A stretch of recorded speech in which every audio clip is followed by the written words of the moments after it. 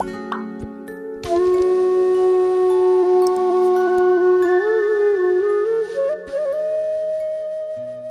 श्री गुरु सत्ताय नमः। सभी को प्रणाम। पिछले वीडियो में आपने सुना कि आचार्य विनोबा भावे व आचार्य श्री की भेंट के समय विनोबा जी ने आचार्य श्री से अपनी बात कही कि जो डाकू आत्मसमर्पण करना चाहते हैं उन्हें मामूली दंड देकर माफ कर देना चाहिए। आचार्य श्री ने इस क्षमादान से असहमति जताई।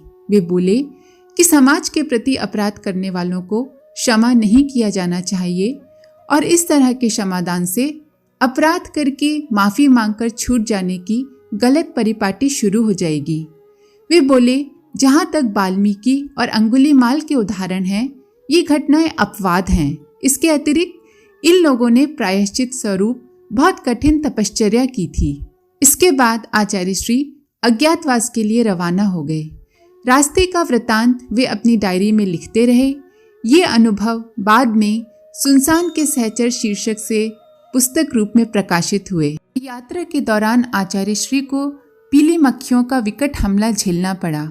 इसके अलावा चलते चलते उनके पैरों में छाले पड़ गए थे।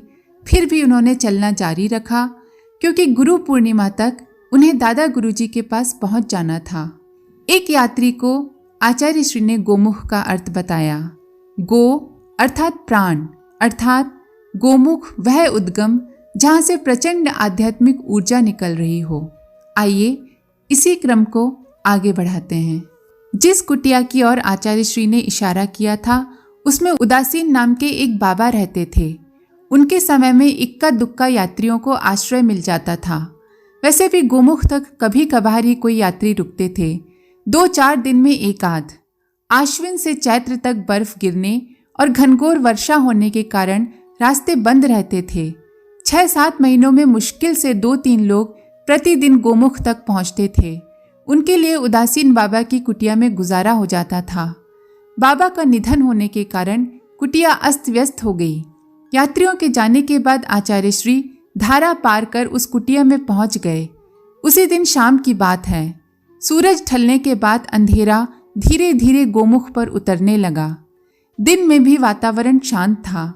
पक्षियों की चहचहाट और जंगली जानवरों की भगदड़ की आवाजें, उनकी चीख पुकार गोमुख के आसपास कभी कभार कोलाहल का माहौल रचती थी। शाम होते ही पक्षियों ने अपने घोंसले में डेरा जमाया। थोड़ा बहुत चहचहाने के बाद चुप हो गए।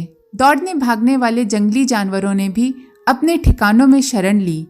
इसके बाद गोमुख के आसपास नीरव शांति पसर गई। गोमुख से बहने वाली धारा और हवाओं की साएं साएं ही सुनाई देती रही। वह कृष्ण पक्ष की अंधेरी रात थी, शायद दशमी तिथि। अभी भी चांदनी का कहीं नामो निशान नहीं था।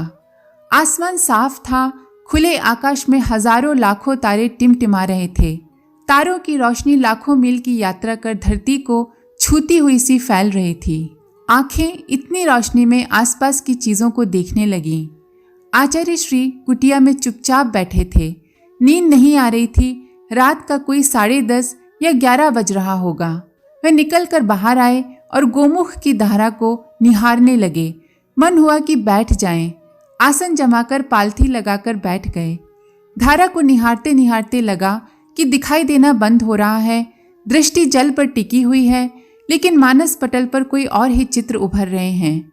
उन बिंबों में एक दृश्य किसी तरुण सन्यासी का था। लग रहा था कि जिस गुफा से वह सन्यासी निकले हैं उन्हीं के पीछे धारा बहती चली गई।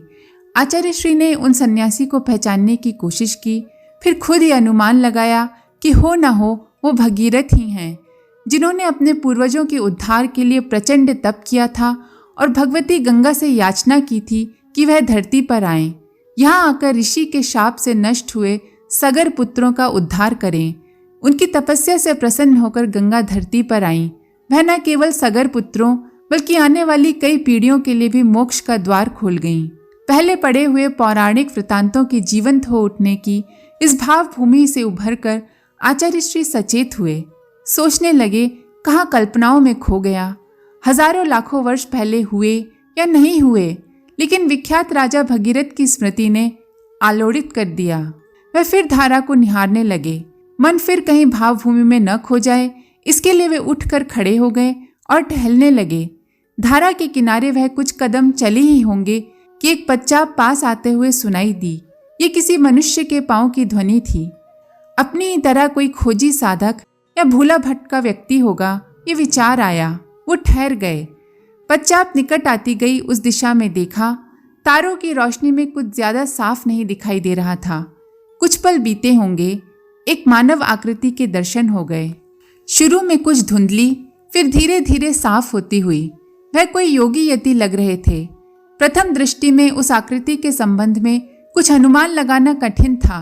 साफ दिखाई देने लगे उस योगी की जटाएं पिंडलियों को छूती हुई लगती थीं। आयु 40 वर्ष के आसपास होगी, लेकिन शरीर बहुत सधा और संतुलित था। वह कोई तपस्वी थे, लेकिन तपस्या का प्रभाव शरीर के कमजोर होने के रूप में कहीं नहीं दिखाई दे रहा था। उनके आने पर ऐसा लगा कि जैसे कोई पवन का झोंका आया हो। इतना स्फूर्तिवान व्यक्तित्व था। चेहरे पर हड्डियां उभरी हुई थी, चमकती हुई आंखें, उन्नत ललाट, लंबे कान। उनके लंबे कानों को देखकर भगवान गौतम बुद्ध की स्मृति उभरने लगी। वस्त्र के नाम पर उन्होंने कमर में एक साधारण कपड़ा लपेटा हुआ था। गोमुख की उन ठंडी हड्डियों को चीर देने वाली हवाओं में भी प्रायः दिगंबर उस विभूति को आचार्य श्री ने प्रणाम किया। आश्चर्य की बात यह थी कि लंबी जटाएं होते हुए भी उस योगी के मुंह पर मूछ और दाढ़ी नहीं थी। आचार्य श्री के प्रणाम को स्वीकार करते हुए योगी के हाथ अभय मुद्रा में ऊपर उठे। आचार्य श्री ने कहा, आप इस कुटिया में विराजिए, मुझे अपनी सेवा का अवसर दीजिए। उस विभूति ने अनुरोध को जैसे सुना ही नहीं, कहने लगी, मैं आपका अभिवादन करने के लिए यहाँ आया हूँ। आगे जिस क्षेत्र में आपको जाना है वहाँ सामान्य व्यक्तियों का पहुँचना असंभव है। जिस सत्ता ने आपको यहाँ बुलाया है, मैं भी उसी सत्ता का एक विनम्र शिष्य हूँ। उन योगी ने अपना परिचय नहीं दिया। पूछने पर कहने लगे, गुरु भाई होना पर्याप्त नहीं है क्या? कुछ साधक मुझे उदासीन बाबा कहते हैं। आचार्य श्री ने कहा, इस कुटिया में आपका ही निवास था। उन योगी ने कहा, हिमालय का मूल क्षेत्र असल में यहीं से आरंभ होता है। इससे आगे जाना बहुत कठिन है। पुराणों में पढ़ा होगा कि सिद्ध योगी सद्गुरु अभी हैं, पर कलयुग के प्रभाव से हिमालय के किसी गुप्त स्थान में रहते हैं। वह क्षेत्र यहीं से आरंभ होता है। सुमेरु पर्वत या हिमालय पर हृदय प्रदेश इसी क्षेत्र से आगे है। वह करीब 30 किलोमीटर लंबा चौड़ा है। गोमुख से बद्रीनाथ जाना हो तो करीब 250 मील की दूरी तय करनी पड़ती है। यहाँ से एक सीधा मार्ग भी है जो मात्र 25 मील लंबा है, किंतु दुर्गम क्षेत्र है। गोमुख से रवाना होना था। स्फुरना जगी कि किसी प्रकार संभव हो सके तो इस क्षेत्र के दर्शन करने चाहिए। भावना धीरे धीरे प्रबल होती जाती थी, लेकिन इसका उपाय नहीं दिख रहा था। उन विभूति ने ही बताया था कि 25-30 मील लंबे चौड़े इस क्षेत्र को पार किया जा सके तो बद्रीनाथ और केदारनाथ इसके बिल्कुल नीचे ही सटे हुए हैं। ऊंचाई की अधिकता और पर्वतों के उबड़ खाबड़ होने के कारण चलने लायक मार्ग न मिलना और अत्यधिक शीत और बर्फ के जमे रहना, इन कारणों से लंबा रास्ता तय कर पहुंचना पड़ता है। रास्ते में जल, छाया, भोजन, ईंधन आदि की व्यवस्था नहीं होने जैसे भी कई कारण हैं जिससे यह क्षेत्र मनुष्य की पहुंच के बाहर हो गया है। आचार्य श्री के मन में आया कि एक बार मार्ग की दूरी और कठिनाइयों के बारे में पूछ लें। फिर कुछ सोचकर वह चुप रह गए। उन्हें करीब 30 साल पहले की यात्रा का स्मरण हो आया। तब भी गोमुख से इस प्रदेश की यात्रा आरंभ की थी और भीतर ही भीतर मन अकुला रहा था। मार्गदर्शक के भेजे प्रतिनिधि या मार्गदर्शक की याद आ गई। उनके कारण नितांत दुर्गम या कहें कि अगम्य प्रदेशों की यात्रा कितनी आसानी से संपन्न हो गई थी। आचार्य श्री चुप रहे। उन्होंने यह चिंता भी नहीं की कि जिस मार्ग पर चल रहे हैं वह लंबा है या छोटा, सुगम है या दुर्गम। यहाँ तक आने में आपको बहुत कष्ट हुआ है। चलते चलते योगी ने आचार्य श्री के पांव की ओर देखा। उनमें अभी भी पट्टियां बंधी हुई थीं। आचार्य श्री का ध्यान भी अपने पांव की ओर गया। योगी ने एक झुरमुट से कुछ पत्तियां तोड़ी, उन्हें हथेली की दोनों गुद्दियों के बीच रखकर दबाया। पत्तियों में से रस चूहा उठा। उस रस को आचार्य श्री के पांव पर मल दिया। जादू जैसा असर हुआ। मलते ही पीड़ा काफी कुछ शांत हो गई थी। योगी ने कुछ पत्तियां और तोड़ी, उन्हें आचार्य श्री को दिया और कहा, थोड़ी देर बाद फिर मल लेना। योगी उन्हें गोमुख के हिम प्रवाह से दाहिनी ओर ले जा रहा था। चारों ओर बर्फ और कहीं कहीं झाड़ियों के सिवाय कुछ नहीं दिखाई देता था। 2-2.5 मील चले होंगे कि योगी ने कहा कि चढ़ाई पार कर दूसरी ओर जाएं तो बद्रीनाथ सिर्फ 8 मील दूर है। इस रास्ते पर जाने से फूलों की घाटी भी मिलेगी। फूलों की घाटी अर्थात त्रेता युग में परशुराम द्वारा इस हिम आच्छादित क्षेत्र में उगाए गए तरह तरह के पुष्प पादप। संत महात्मा अपने प्रवचनों में बताते हैं कि परशुराम ने धनुष यज्ञ के समय भगवान राम के अवतारी स्वरूप को पहचान लिया तो अपना काम समाप्त समझा। उनसे कहा कि अब मुझे अपने दायित्वों से अवकाश दें। भगवान राम ने उन्हें हिमालय में तप के लिए भेज दिया था। आचार्य श्री ने सोचा, परशुराम जी ने जहाँ तपश्चर्या की वह मार्ग तो दुर्गम होगा ही। मन में सवाल उठा, वहाँ चल भी दिए तो रास्ता कौन दिखाएगा? इतनी सर्दी को शरीर कैसे सहन करेगा? चलने, सोने और खाने पीने की क्या व्यवस्था होगी? मन ने फिर डराया। ऋषिकेश से यहाँ तक आने में 170 मील चले, 9000 फुट की ऊंचाई चढ़े। पाँव में जान नहीं रह गई थी। आगे 12 मील के भीतर 9000 फुट और चढ़ना पड़ेगा। इतनी सामर्थ्य अपने पाँव में है क्या?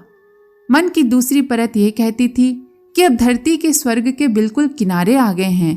भीतर प्रवेश करने का लाभ लेना चाहिए। गंगा तट से प्यासी लौटने में क्या समझदारी है? एक पुराना श्लोक याद हो आया। उसका अर्थ है, गोमुख से आगे के पर्वत बहुत ऊंचे और भारी बर्फ से ढके हुए हैं। परशुराम ने यहाँ भांति भांति के फूलों को भी विकसित किया। फूलों की वही असंख्य जातियाँ हेमकुंड और बद्रीनाथ के बीच व्यापक क्षेत्र में फैली हुई हैं। योगी ने बताया कि उस पार फूलों की घाटी है और बद्रीनाथ, जोशीमठ, पंचशिला आदि तीर्थ हैं। यह विवरण सुनने के बाद आचार्य श्री से रहा नहीं गया। उन्होंने पूछ लिया कि क्या हम लोग उसी क्षेत्र में चल रहे हैं? योगी ने कहा, नहीं, हम लोग सुमेरु पर्वत पर चल रहे हैं। सुमेरु, जहाँ चक्रवर्ती सम्राटों को अपना नाम लिखने का अवसर दिया जाता है। आचार्य श्री योगी की बात को चुपचाप सुनते हुए चल रहे थे। तरह तरह के फूल और रंग बिरंगे पक्षी रास्ते में दिखाई देने लगे। 2-2.5 मील तक सिर्फ सफेद दिखाई देने वाला बर्फीली चोटियां रंग बिरंगे परिधान पहने दिखाई देने लगी थीं। आचार्य श्री के मन में विचार आ और जा रहे थे कि पुराणों में जिसे इंद्रलोक का अविचल पर्वत कहा है, या जिसकी मथानी बनाकर देवों और दानवों ने समुद्र मंथन किया था, क्या ये वही सुमेरु पर्वत है? ऊपर चोटी पर पहुंचकर उनके विचारों का क्रम रुका। योगी ने एक वृक्ष के नीचे बैठ जाने के लिए कहा और चला गया। आचार्य श्री के मन में आया कि यह योगी संभवतः अब नहीं आएगा। ये विचार आया ही था कि योगी ने पलटकर देखा और कहा, तुम ठीक ही सोच रहे हो, मेरा काम पूरा हुआ। यहाँ से आगे तुम्हें गुरुदेव ही मार्ग दिखाएंगे। आचार्य श्री अवश्य से देखते रहे। उनके लिए यह क्षेत्र सर्वथा अनजाना था। इस बारे में कहीं कुछ पढ़ा भी नहीं था। सुना भी पहली ही बार था कि गोमुख से आगे सुमेरु पर्वत है। उस पर्वत से इंद्रलोक तक जाने का मार्ग खुलता है। यही सब सोचते हुए उनकी पलकें मुंदने लगीं। शरीर थक गया था, उन्हें नींद सी आने लगी थी। आज के लिए इतना ही। आप सभी का धन्यवाद। ओम शांति। हमारे YouTube चैनल को सब्सक्राइब करें और बेल आइकन को दबाकर ऑल पर क्लिक करें ताकि नोटिफिकेशंस आपको मिलती रहें।